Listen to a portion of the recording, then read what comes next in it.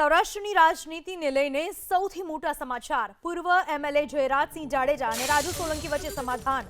રાજુ સોલંકીએ પ્રેસ કોન્ફરન્સમાં કર્યો મોટો ધડાકો। અનિરુદ્ધસિંહ જાડેજા અને સમાજના 2 થી 3 આગેવાનોએ મને ગેરમાર્ગે દોર્યો હોવાનું રાજુ સોલંકીનું નિવેદન। જયરાજસિંહને બદનામ કરવા અનિરુદ્ધસિંહે કાવતરું ઘડ્યું। દલિત સમાજના આગેવાનોએ આપ્યા આખા સમાજને ગેરમાર્ગે દોર્યા હોવાનું રાજુ સોલંકીનું નિવેદન। લડાઈ ગોંડલ 20 રીબડાની હતી।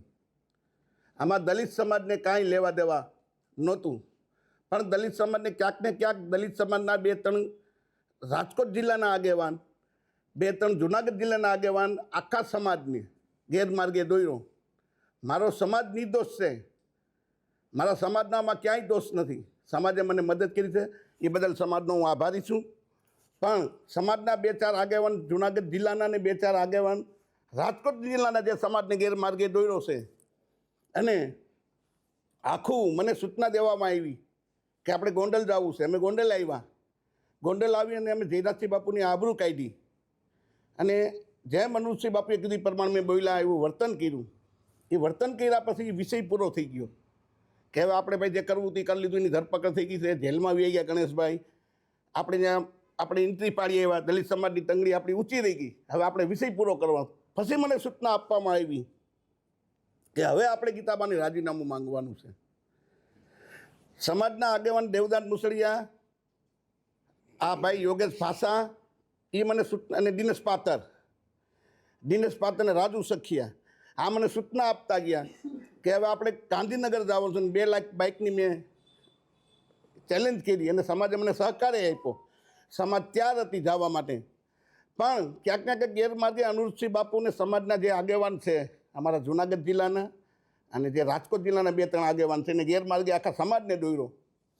અને ગીતાબાનું રાજીનામું માંગવાનું, અને ગીતાબા રાજીનામું આપ્યા પછી અનિરુદ્ધસિંહ જાડેજાના દીકરાને ચૂંટણી લડાવવાની, આવી રીતના ગેરમાર્ગે સમાજને દોર્યો અને મને પણ દોર્યો।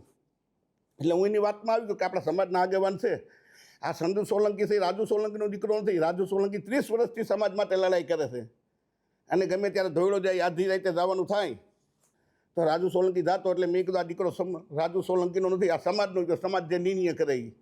એટલે આખા સમાજને ગેરમાર્ગે દોરવાનું કામ આપણા સમાજના 2-4 આગેવાનું જુનાગઢ જિલ્લાના, 2-4 આગેવાનો રાજકોટ જિલ્લાના અને અનિરુદ્ધસિંહ જાડેજાએ કર્યું છે। રાજુ સોલંકીએ મારી પાસે એ વાતનો પ્રસ્તાવ મૂક્યો હતો કે હું અમારા સમાજની ગરીબ દીકરીના સમૂહ લગ્ન કરવા જઈ રહ્યો છું।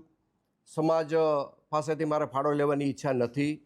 તમે મને આ સમૂહ લગ્નમાં ભોજન સમારંભના ખર્ચમાં તમારે મને મદદ કરવાની છે, અને આ ભોજન સમારંભ તમારે મને કરાવી દેવાનો છે। અને એમાં મેં રાજુને હા પાડેલી છે। બાકી રાજુએ કોઈ રોકડા પૈસાની વાત, કોઈ સમાધાન પેટે સોદાની વાત રાજુ સોલંકીએ મને ક્યારેય કરેલી નથી। રાજુ સોલંકી ક્યારે એક પણ પૈસાનો મારે વહીવટ થયેલો નથી।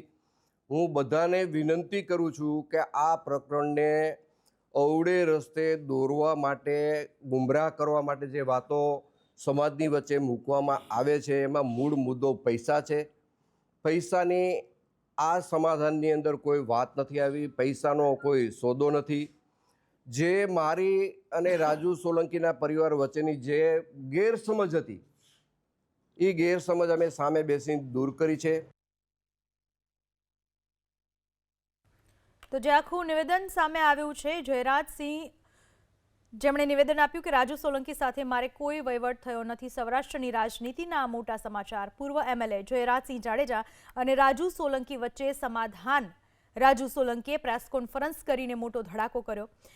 રાજુ સોલંકીના મતે અનિરુદ્ધસિંહ જાડેજા અને સમાજના 2-3 આગેવાનોએ મને ગેરમાર્ગે દોર્યો હતો, અને એટલા માટે આવું થયું। જયરાજસિંહને બદનામ કરવા માટે અનિરુદ્ધસિંહે કાવતરું ઘડ્યું હતું।